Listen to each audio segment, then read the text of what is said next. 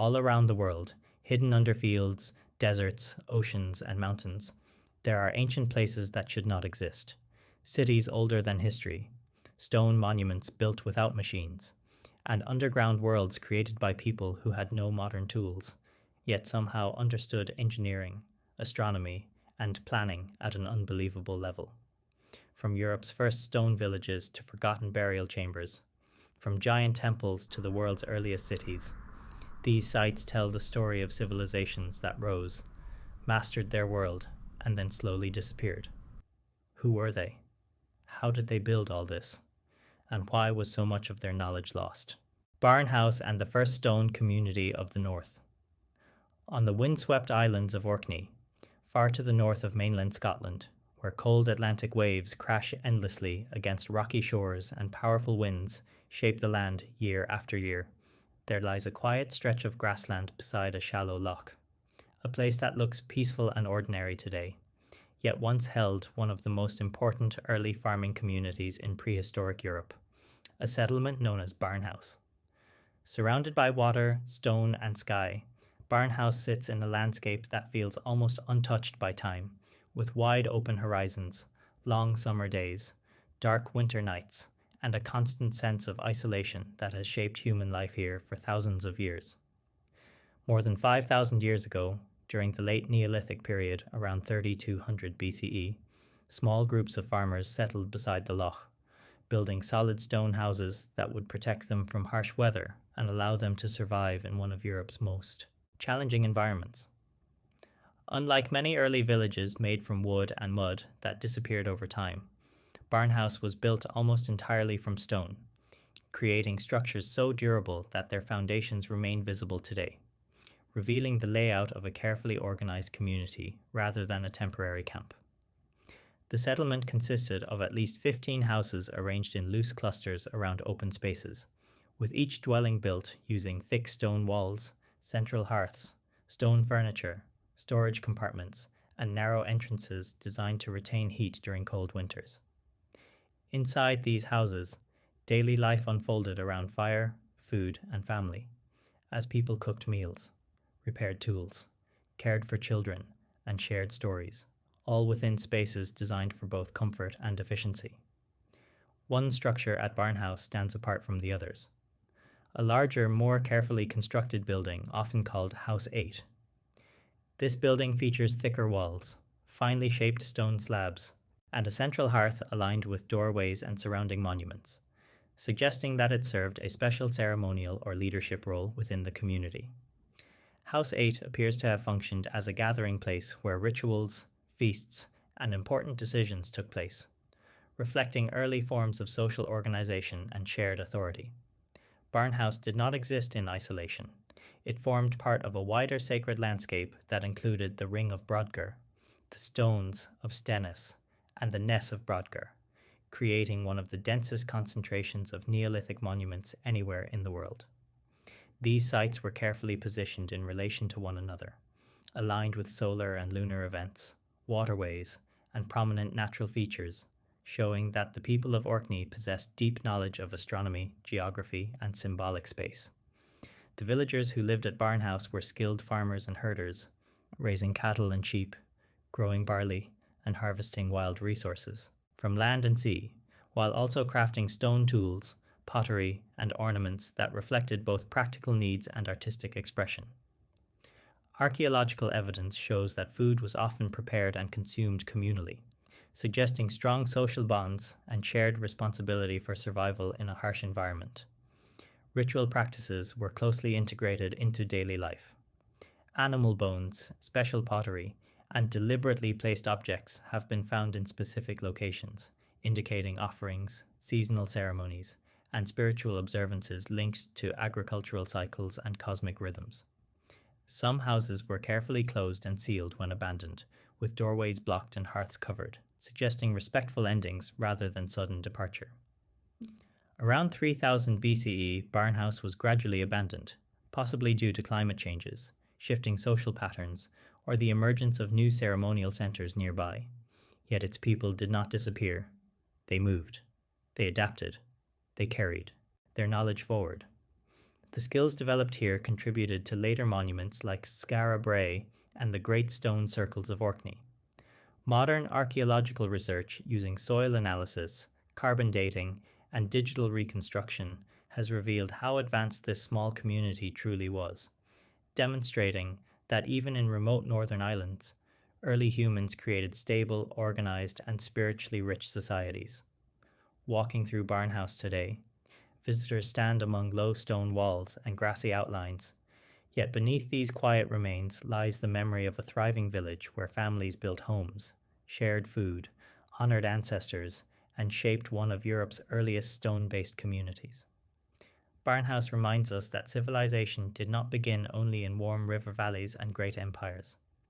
It also began in cold, windswept islands, where small groups of people learned how to cooperate, endure, and create meaning in difficult landscapes. Here, at the edge of the ancient world, humanity took one of its first steps toward permanent community life, coyness and the House of the Ancestors.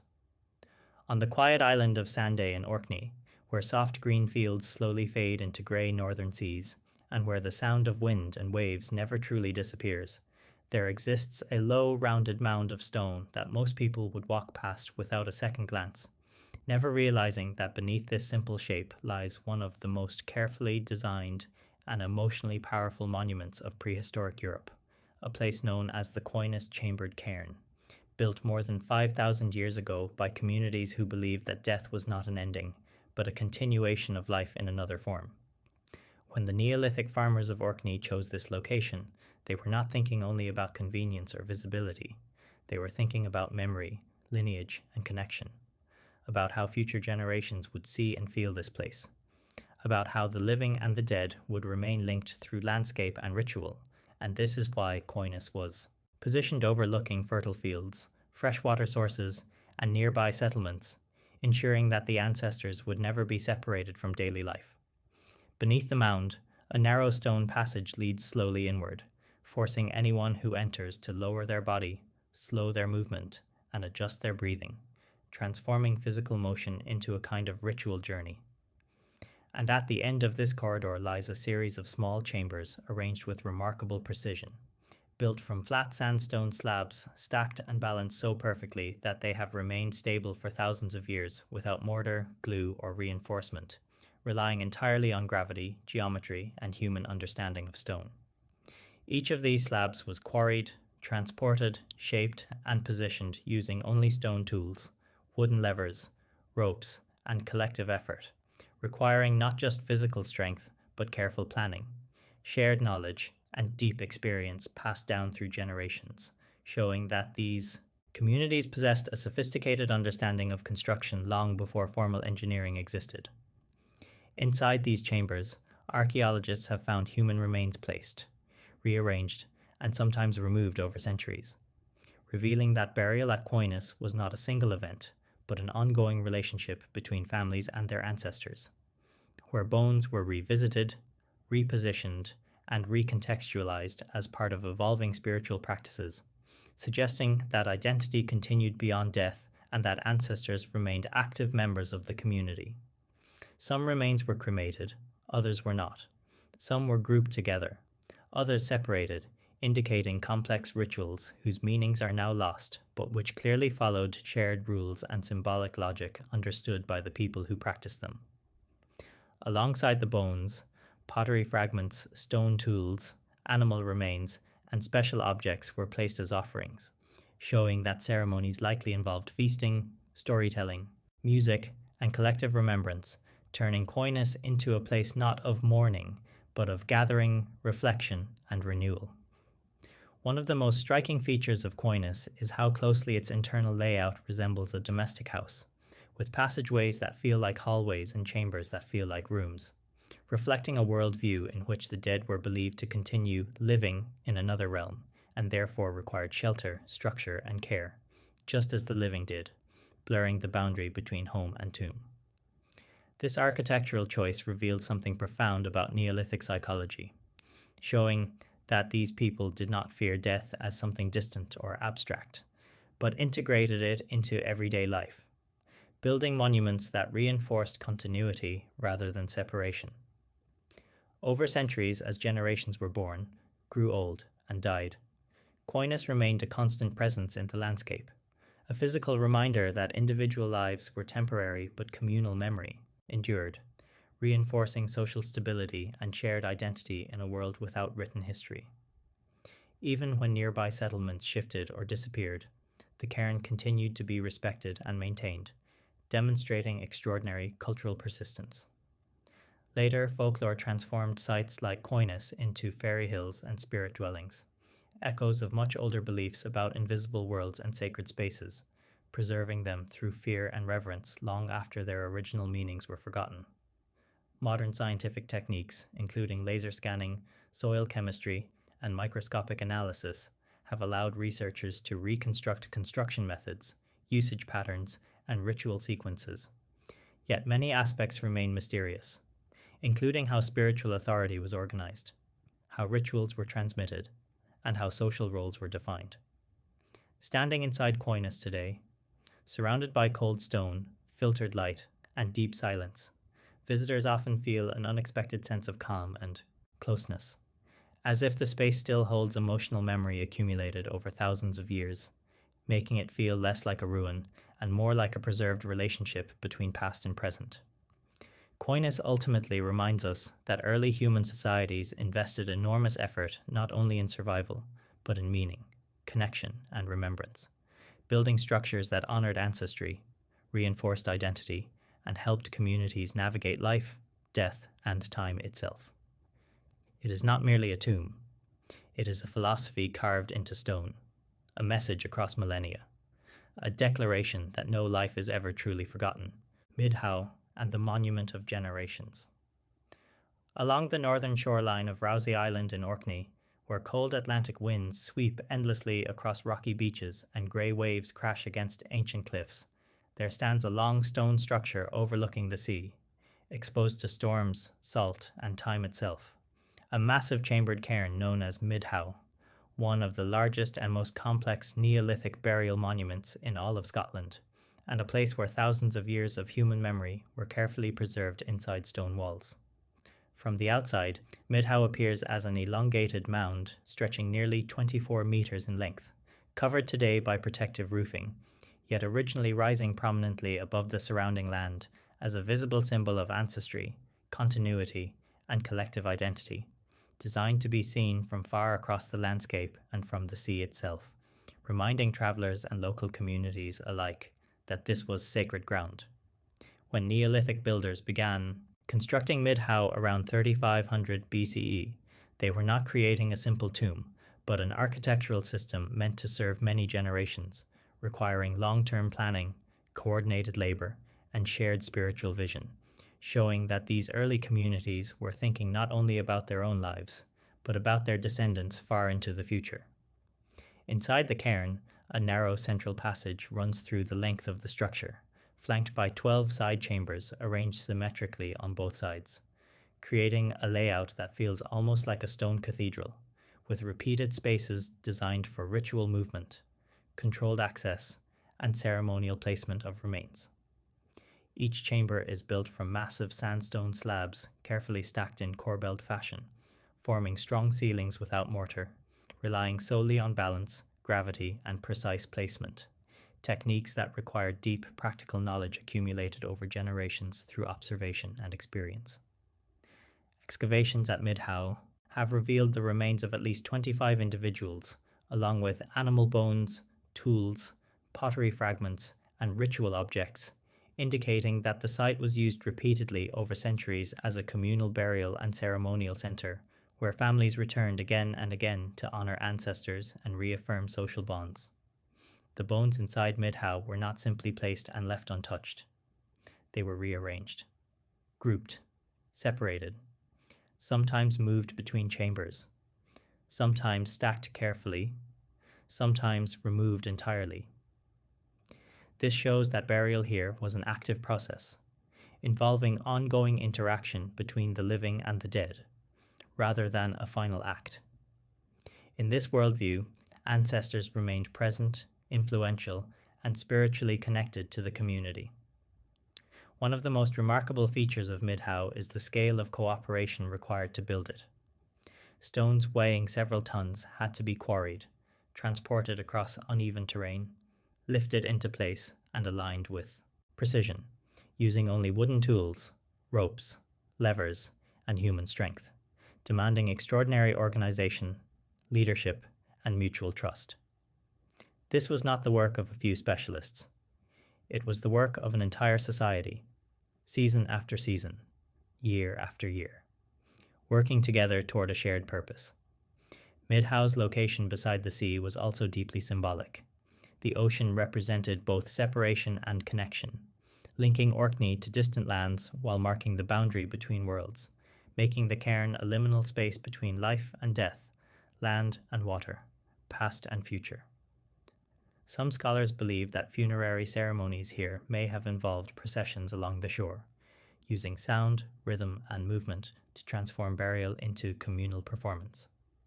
Over time, as climate patterns shifted and social structures evolved, Midhow continued to be used and respected, showing remarkable cultural continuity, even as nearby settlements changed. Eventually, changing beliefs and lifestyles led to its abandonment, but its presence remained embedded in local memory.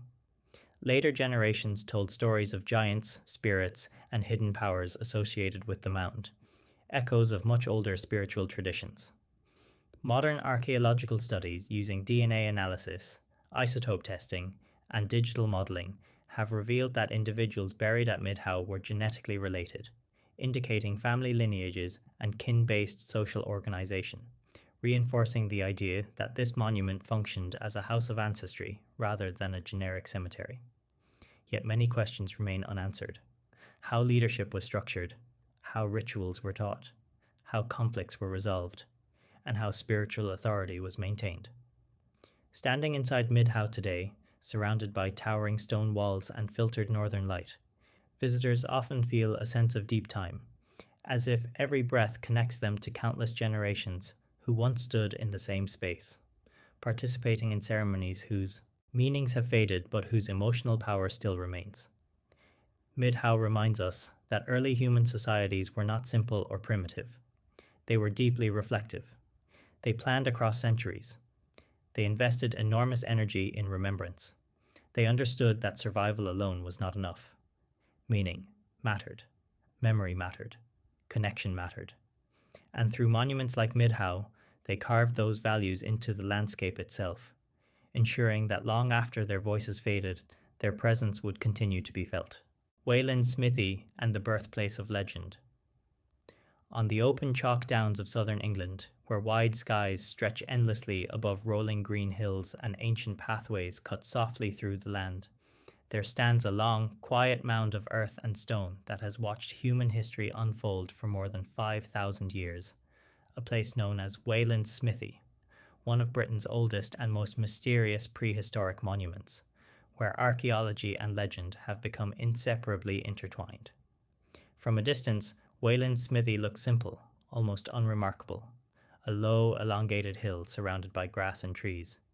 Yet beneath this modest appearance lies a carefully engineered Neolithic burial monument, a long barrow constructed around 3600 BCE by early farming communities who were beginning to reshape the British landscape through permanent settlement, agriculture, and ritual architecture. These early builders selected this location with intention, positioning the monument beside what later became known as the Ridgeway, one of Europe's oldest roads, a prehistoric route used for thousands of years by traders, herders, travelers, and pilgrims, ensuring that the barrow would remain visible and meaningful to generations passing through the region. Originally, Wayland's Smithy was built as a timber mortuary structure where bodies were laid out for exposure and ritual preparation before being transferred into stone burial chambers, reflecting complex beliefs about death, transformation, and spiritual transition, beliefs that viewed decay not as an end, but as part of a sacred cycle. Later, the wooden structure was replaced with stone chambers and a massive earthen mound, forming the monument we see today, demonstrating continuity of tradition and respect for ancestral practices across centuries. Inside the barrow lies a series of stone chambers arranged in cruciform fashion, connected by narrow passages that guide movement slowly inward, forcing visitors to lower their bodies and adjust their pace, turning physical motion into ritual experience. These chambers were used for collective burial, where bones were placed, rearranged, and sometimes removed over generations, creating an ancestral archive that preserved lineage and identity. Excavations have revealed the remains of at least 14 individuals, along with animal bones, pottery fragments, and ceremonial objects, showing that burial rituals here were accompanied by feasting, offerings, and communal gatherings. The bones themselves tell stories of hard physical labor, nutritional stress, and occasional injury, revealing the realities of early farming life in prehistoric Britain. Yet despite these hardships, these communities invested enormous effort into building and maintaining this monument, proving that spiritual and social meaning outweighed practical convenience. One of the most fascinating aspects of Wayland's smithy is how it evolved into a center of legend. By the early medieval period, people believed the site was inhabited by Wayland the Smith, a mythical master blacksmith who could forge magical weapons and repair broken horseshoes while remaining unseen. According to folklore, travelers who left a coin at the barrow would find their horses mysteriously shod overnight. This legend preserved the site's sacred status long after its original meaning had faded. It transformed ancient reverence into medieval mythology. It kept the monument alive in cultural memory. This blending of archaeology and storytelling revealed something fundamental about human psychology. When knowledge fades, imagination fills the gap. When rituals are forgotten, myths replace them. Yet the emotional core remains the same: respect for the past, fear of disturbing powerful places, desire to connect with unseen forces. Modern scientific research has allowed archaeologists to reconstruct construction methods, showing how builders quarried sarsen stones, transported timber, and layered chalk and earth to form the mound, using simple tools but advanced planning. Soil analysis, radiocarbon dating, and DNA studies continue to refine our understanding of who was buried here and how they were related.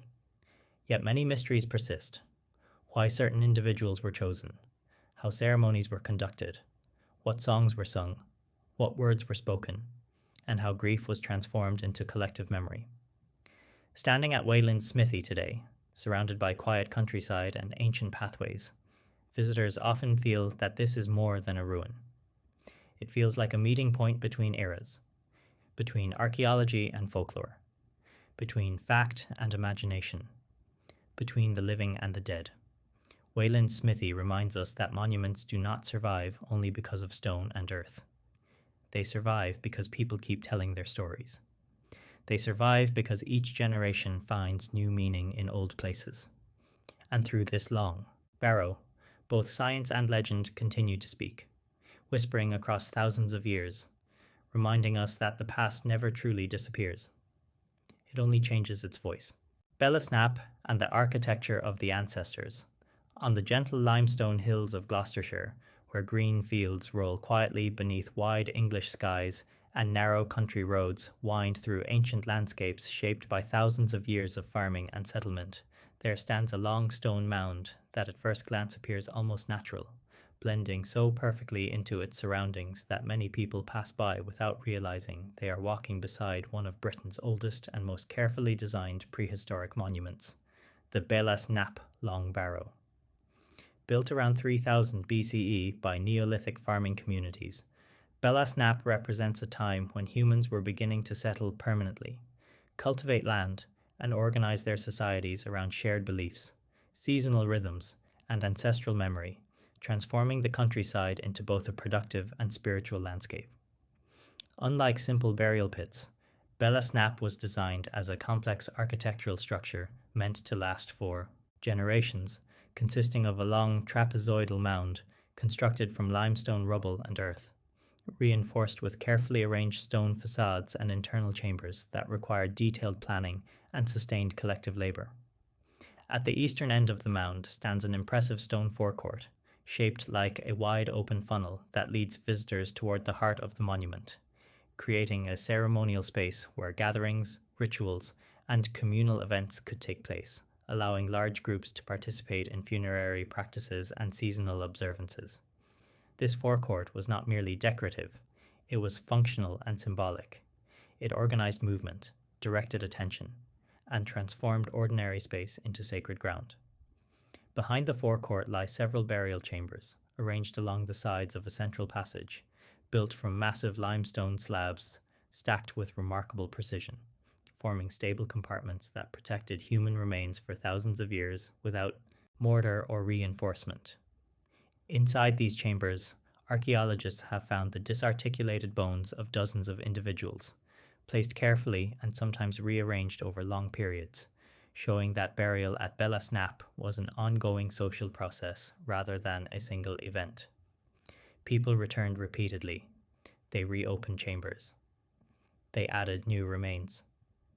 They moved older bones. They maintained relationships with ancestors through physical interaction and ritual practice. This reveals a worldview in which death did not separate individuals from the community.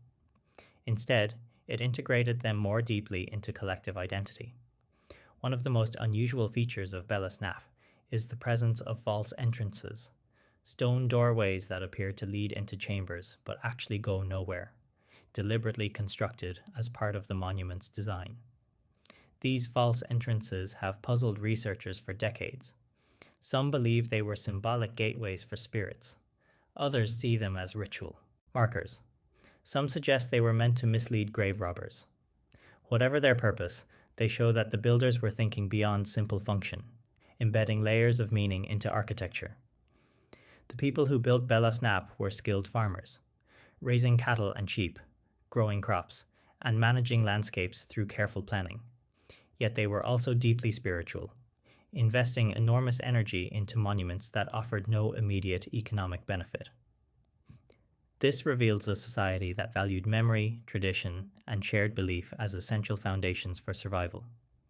Environmental evidence shows that the region during the Neolithic period was a mosaic of woodland, pasture, and cultivated fields, supporting stable communities capable of long-term cooperation and coordinated construction. Building Belas Knap would have required hundreds of people working together over many seasons, collecting stone, shaping slabs, transporting materials, and assembling structures according to inherited plans. Such cooperation implies strong leadership, social trust, and cultural continuity. Over time, as beliefs shifted and new monument types emerged, Belas Knap gradually fell out of active use, yet it remained embedded in local memory.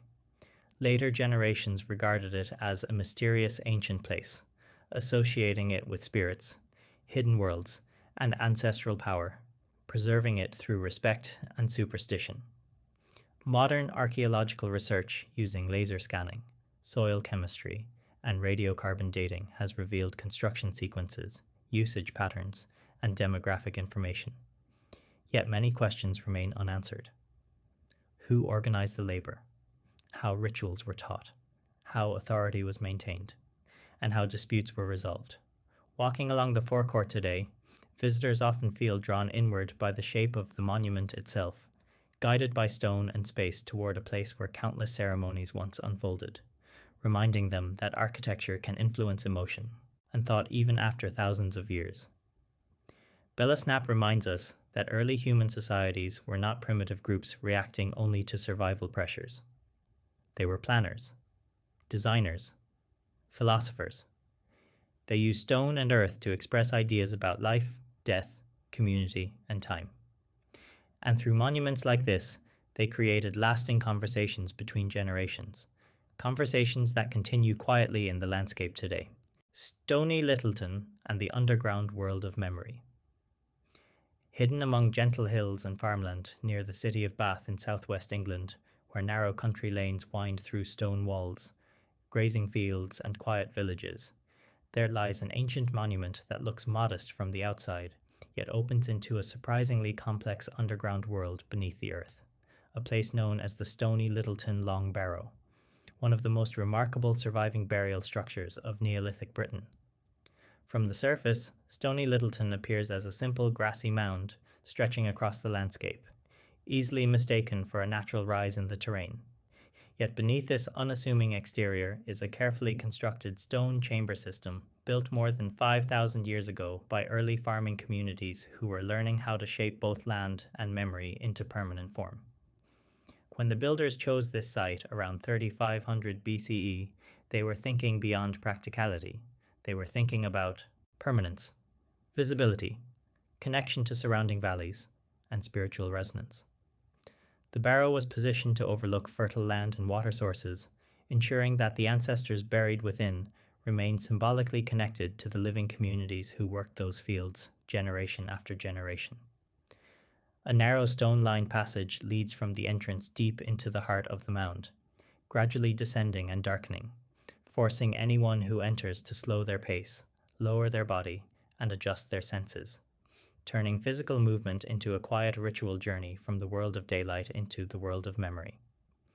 Along this passage are several side chambers arranged in a cruciform pattern, forming small enclosed spaces where human remains were placed and revisited over centuries, creating an interior landscape of ancestry and ritual rather than a simple burial pit.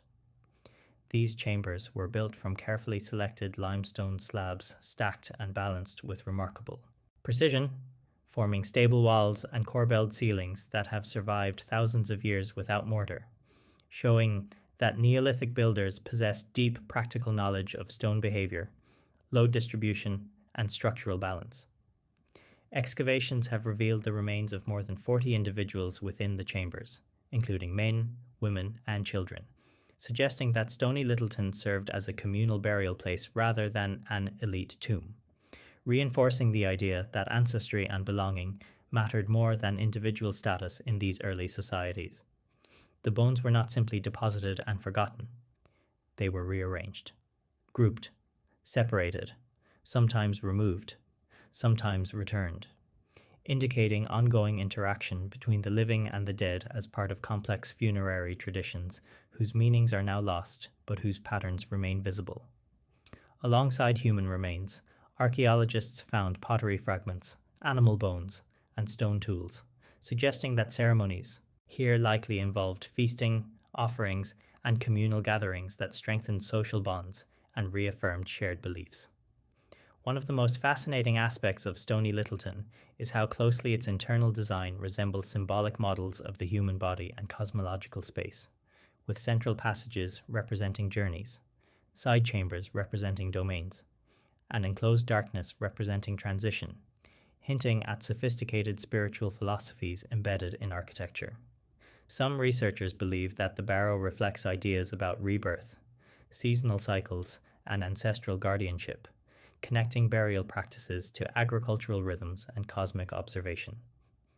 Building Stony Littleton would have required coordinated labor from multiple families, involving quarrying stone, transporting heavy slabs, shaping components, and assembling the structure according to inherited designs, showing strong social organization and shared responsibility. Environmental evidence suggests that the surrounding landscape during the Neolithic period was a mixture of woodland, pasture, and cultivated fields, supporting stable communities capable of sustaining large construction projects over many years. Over time, as belief systems evolved and new monument types emerged, Stony Littleton gradually fell out of active use, yet it remained embedded in local memory. Later generations regarded it as a place of spirits and hidden worlds, sometimes associating it with folklore and supernatural presence, helping preserve it through caution and reverence. Modern archaeological techniques, including DNA analysis, isotope testing, and digital modeling, have provided new insights into diet, mobility, and kinship among those buried here, revealing surprisingly interconnected communities across southern Britain. Yet many mysteries remain: how rituals were taught, who guided ceremonies, how knowledge was preserved without writing, and how spiritual authority functioned. Walking through the narrow passage today, surrounded by cool stone and deep silence, visitors often feel transported into another time, where sound is muted, light is softened, and awareness shifts inward, creating an experience that feels intentional even after thousands of years. Stony Littleton reminds us that early human societies did not separate life from death, work from ritual, or nature from belief. They wove all of these elements together into shared systems of meaning, using stone and earth to create spaces where memory could live, grow, and endure. And beneath this quiet mound in the English countryside, that ancient conversation between past and present continues, softly and patiently, waiting to be heard. Almendres and the first calendar of stone. In the quiet countryside near Évora in southern Portugal, where cork oak forests spread across rolling hills and warm sunlight filters gently through twisted branches, there exists an open clearing that looks simple and peaceful today, yet once functioned as one of the most sophisticated prehistoric ceremonial centers in Western Europe, a place where stone, sky, and human observation came together in careful harmony, known as the Almendres cromlech. Hidden among trees and farmland, far from major roads and cities, Almendres feels isolated and timeless, as if it belongs to another era entirely. And in many ways it does, because the stones standing here were placed more than 7,000 years ago, around 6,000 to 5,000 BCE, making this circle older than Stonehenge and most famous megalithic monuments. When Neolithic communities first began arranging stones at Almendres, they were not simply creating a gathering place. They were building a system for understanding time, seasons, and cosmic rhythms, using massive granite monoliths as markers for the movements of the sun, moon, and stars. The monument consists of more than 90 standing stones arranged in elliptical and circular formations, forming multiple rings that evolved over centuries as generations added, adjusted, and repositioned stones according to changing observations and ritual needs. Each stone was quarried from nearby outcrops, transported across uneven terrain, and erected using only wooden levers, ropes, earth ramps, and collective strength, requiring precise coordination, patience, and shared knowledge passed down orally.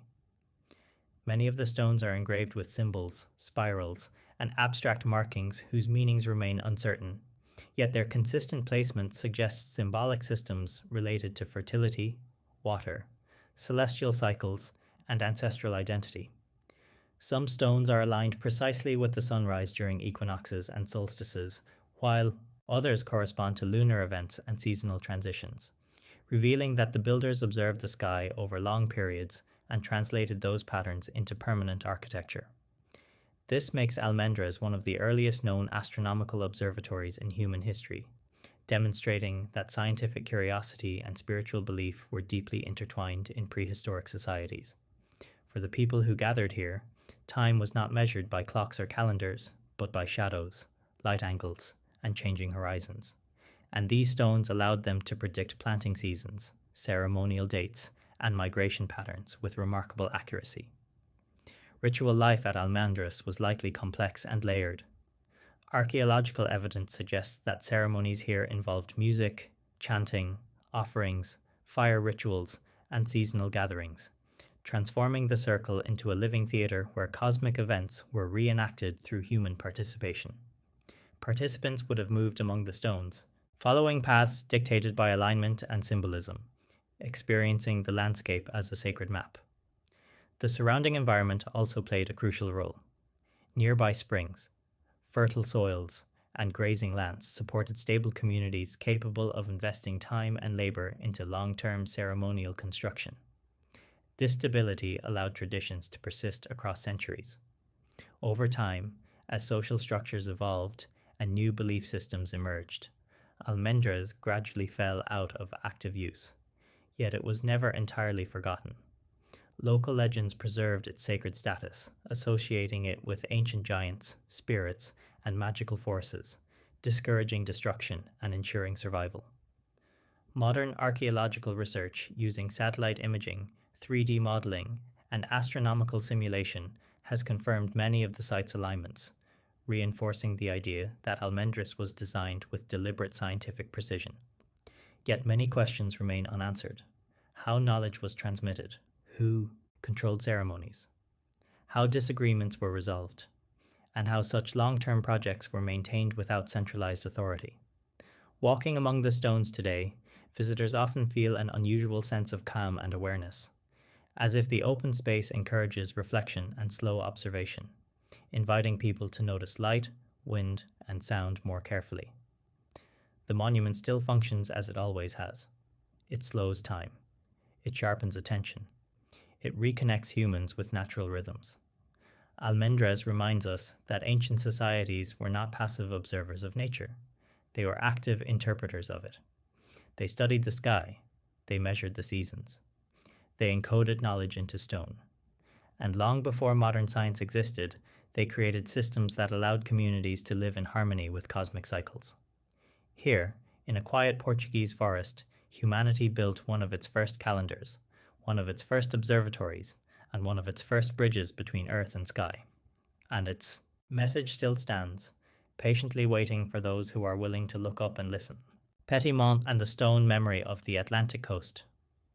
On the rugged coastline of Brittany in western France, where powerful Atlantic winds sweep across rocky headlands and waves crash endlessly against cliffs shaped by millions of years of erosion, there stands a massive stone mound overlooking the sea, a place where land, water, and sky meet in dramatic harmony, known as the Petit-Mont Cairn, one of the most impressive and complex prehistoric monuments in all of Europe. From a distance, Petit-Mont appears as a natural hill rising from the coastal landscape, blending into the surrounding terrain.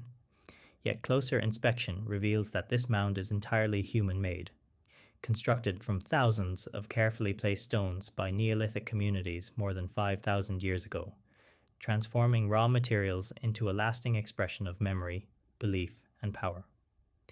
When the first builders began working here around 4500 BCE, they selected this headland deliberately, choosing a location with wide views of the ocean, nearby islands, and distant horizons, ensuring that the monument would be visible from land and sea alike, marking territory, identity, and spiritual presence for travelers and coastal communities. Petit-Mont was not built all at once. It developed in stages over many centuries, with new chambers, passages, and layers added by successive generations, reflecting changing beliefs, political structures, and ritual practices while preserving continuity with the past. Inside the cairn lies a network of stone corridors and burial chambers constructed from massive granite slabs, some weighing several tons, carefully shaped and positioned to form stable interiors without mortar, relying entirely on balance and precision. These chambers were used for collective burial and ceremonial activities, where human remains were placed, rearranged, and honored through repeated rituals, creating an ancestral archive embedded within the monument itself.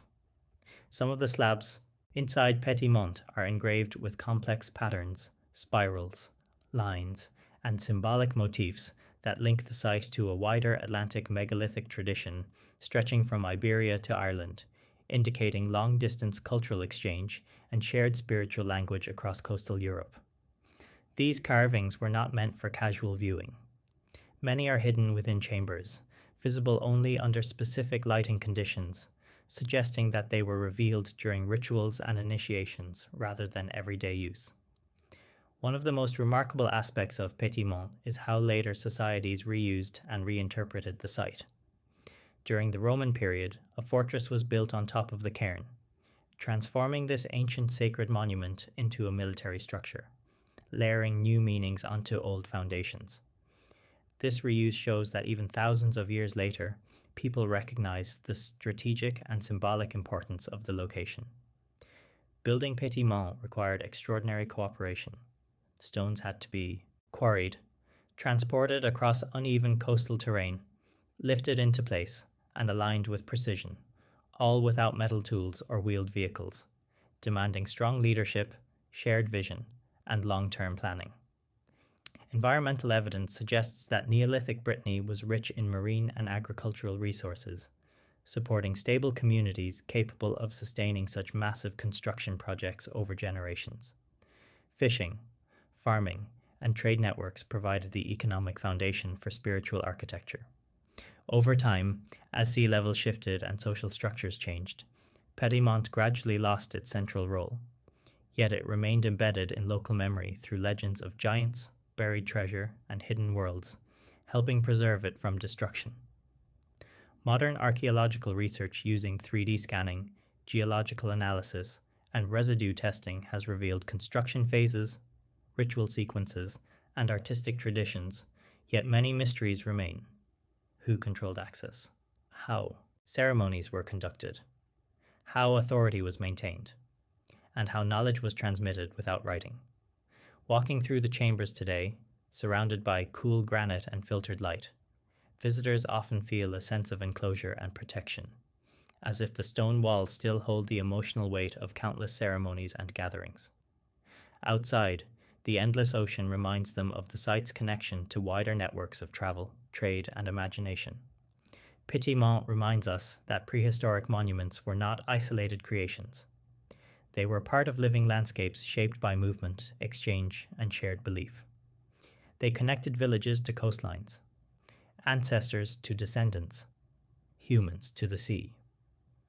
And through this massive stone cairn on France's Atlantic edge, the voices of ancient builders continue to speak, quietly and patiently across time. Vieira and the alignment with the sacred mountain.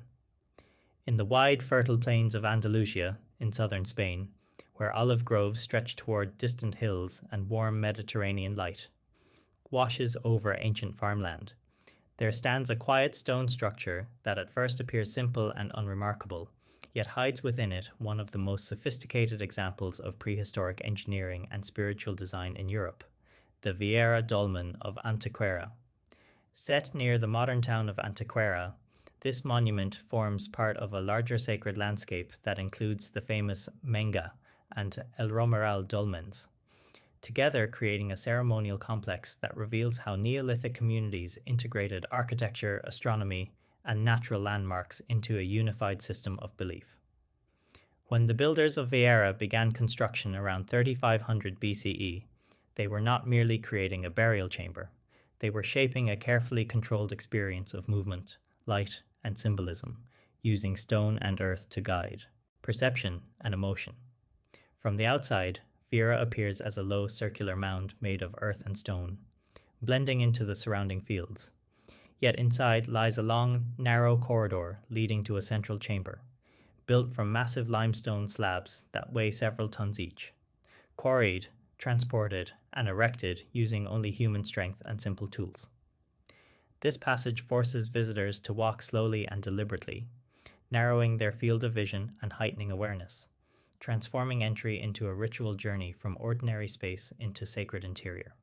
One of the most remarkable features of the Vieira Dolmen is its precise alignment with the sunrise during the spring and autumn equinoxes, moments when day and night are equal, when sunlight travels directly through the passage and illuminates the back wall of the chamber in a brief and powerful display.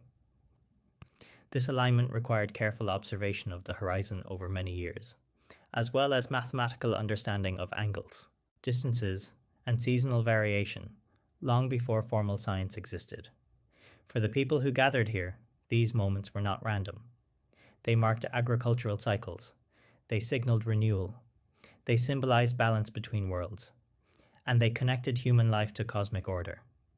Excavations inside Vieira have revealed human remains, pottery, stone tools, and ritual objects, showing that this was a place of repeated use rather than a single burial, where ceremonies accompanied seasonal gatherings and ancestral commemoration. The bones were arranged and rearranged over time, reflecting ongoing relationships between families and their dead. Vieira's builders also demonstrated advanced structural knowledge. The massive capstones forming the roof were placed with extraordinary precision, distributing weight evenly across supporting slabs and preventing collapse for thousands of years, even in a region prone to seismic activity. This reveals deep practical understanding of stone, behavior, and load management. Beyond engineering, Vieira's significance lies in its connection to the surrounding landscape. Unlike many tombs aligned purely to celestial events, Vieira is oriented toward La Peña de los Enamorados, a prominent mountain whose profile resembles a human face and which was likely considered sacred by prehistoric inhabitants. This alignment suggests that natural features were as important as the sky in spiritual geography. Mountains, rivers, and horizons were part of religious systems. They were living symbols. They anchored myths and rituals. Together, Vieira, Menga, and El Romeral form one of the earliest known examples of integrated sacred planning, where multiple monuments were positioned according to both astronomical and geographical principles, revealing long-term coordination across generations. Building this complex required sustained cooperation, leadership, and shared worldview, demonstrating high levels of social organization. Over time, as new cultures emerged and belief systems shifted, Vera gradually lost its original function, yet it remained respected and preserved through local tradition and curiosity. Modern archaeological research using laser scanning, soil analysis, and astronomical modeling continues to refine understanding of its design, yet many mysteries remain. Who determined alignments? How rituals were conducted? What stories were told? And how knowledge was transmitted without writing. Walking through Viera today, as light slowly enters the stone corridor and shadows shift along ancient walls, visitors often feel a sense of intentional design that transcends time, as if the builders are still guiding movement and perception thousands of years later. The Viera Dolmen reminds us that prehistoric people were not merely building shelters for the dead. They were constructing instruments for observing the universe. They were mapping belief onto landscape. They were transforming stone into story. And through this quiet passage beneath the Andalusian sun, their vision continues to speak, patiently and clearly, across millennia. Scorba and the dawn of Malta's sacred architecture. On the small Mediterranean island of Malta, where limestone cliffs rise above deep blue seas and warm winds carry the scent of salt and wild herbs across terraced hills, there lies a quiet archaeological site that at first glance appears modest and incomplete, yet holds within it the earliest foundations of one of the most mysterious temple building traditions in human history. The Scorba temple remains. Unlike Malta's more famous monumental temples such as Gantija or Hagar Kim, which immediately impress visitors with towering stone walls and massive blocks, Scorba speaks in subtler tones, revealing its importance not through size, but through depth of history and continuity of human occupation. When archaeologists first excavated Scorba in the 20th century, they uncovered evidence that people had been living on this site since at least 5200 BCE, making it one of the earliest known settlements on the island, long before the great stone temples were built. These early inhabitants were farmers and herders who crossed the sea from Sicily in small boats, bringing with them domesticated animals, crops, pottery traditions, and new ways of organizing society, laying the foundations for Malta's unique prehistoric culture. Over centuries, these communities gradually transformed simple villages into ceremonial centers, and at Scorba, archaeologists were able to trace this evolution layer by layer, from ordinary houses and hearths to increasingly complex ritual structures, showing how spiritual architecture slowly emerged from everyday life. The visible temple remains at Scorba date to around 3600 to 2500 BCE and consists of curved stone walls forming semicircular chambers, built from carefully cut limestone blocks arranged with surprising precision despite the absence of metal tools or mortar.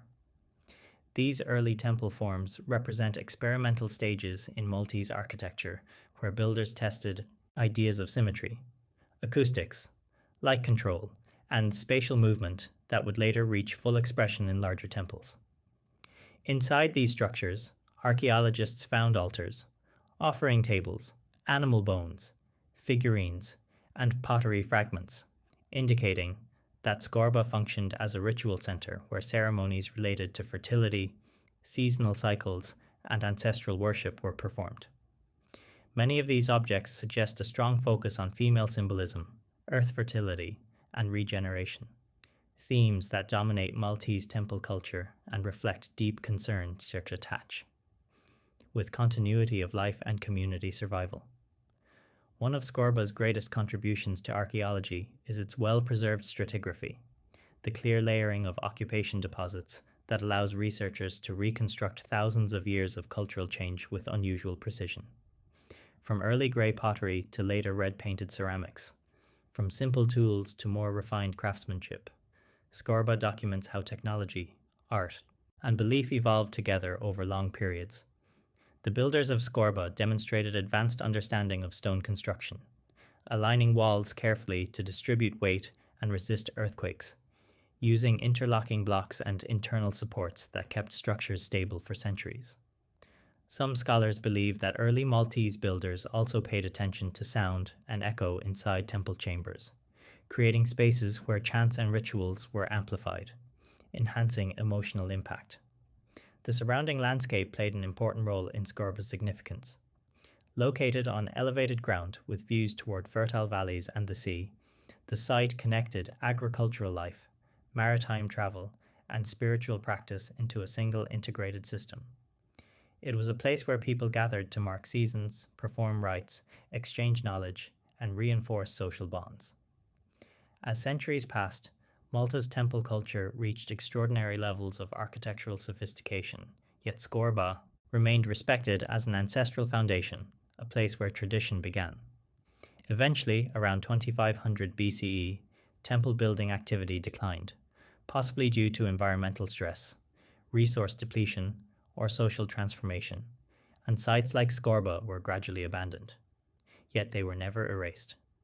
They remained embedded in the landscape, waiting to be rediscovered.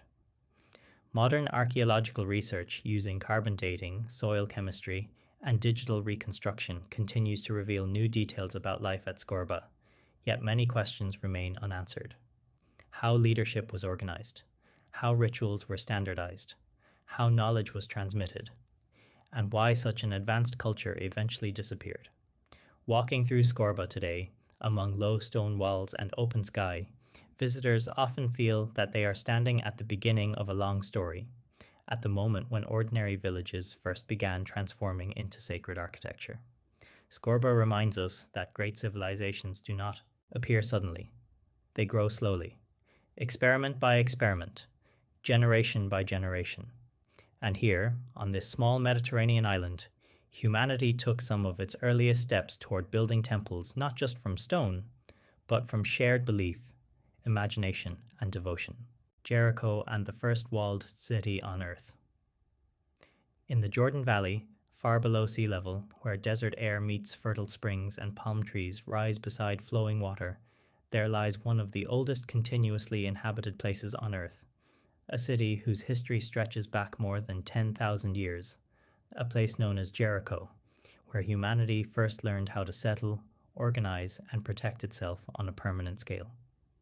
Surrounded today by modern roads, farms, and political boundaries, ancient Jericho still sits beside powerful natural springs that have attracted human communities since the end of the last ice age, when small groups of hunter-gatherers first gathered here to take advantage of water, wildlife, and fertile soil.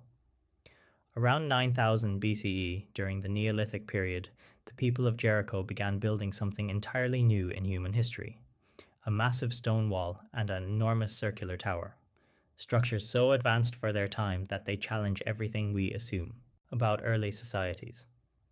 This wall, measuring over 3 meters thick and several meters high, surrounded the settlement, while the tower rose more than 8 meters above the ground, making it the tallest known structure in the world at that time. These were not simple fences. They were monumental engineering projects requiring thousands of tons of stone, coordinated labor, and long-term planning, carried out by people who had no metal tools, no written language, and no centralized state. For decades, archaeologists debated why Jericho's people built such massive defenses so early in history. At first, many believed the wall was meant to protect against enemy attacks, suggesting early warfare. Later research offered different interpretations. Some scholars argue that the wall functioned primarily as flood control, protecting the settlement from seasonal torrents flowing down nearby hills. Others believe it served multiple purposes: defense, water management, social, organization, and symbolic power, marking Jericho as a protected, sacred, and permanent place.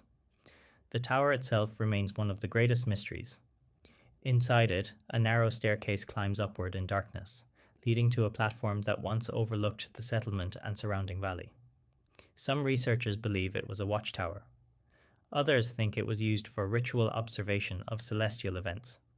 Some propose that it served as a symbol of collective identity and authority, a visible reminder of community strength and unity. Inside Neolithic Jericho, archaeologists discovered tightly packed houses made of mud brick, storage facilities, hearths, and work areas, showing that hundreds, Possibly thousands of people lived together in close proximity, forming one of the world's earliest urban communities.